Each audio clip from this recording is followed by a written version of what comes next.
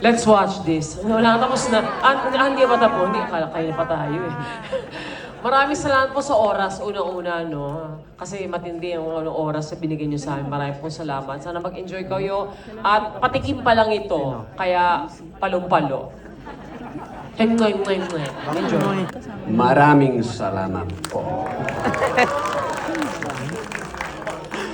Magandang gabi. Thank you for being here. I'm sure you will enjoy it 100% and you better enjoy. Good evening, everybody. So, my name is Ace John Espinosa and masasabi kong the best talaga to.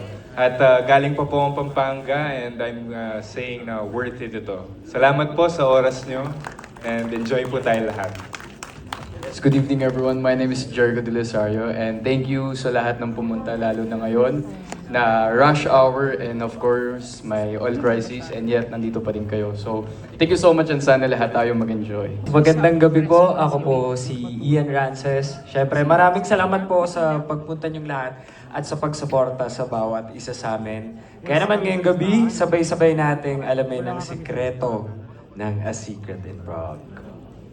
Hello everyone mga kapatid, abangan niyo po ako si Ian Rances bilang Owen dito sa A Secret in Prague na talaga namang hintay natin ang tambalang Ken and Blight.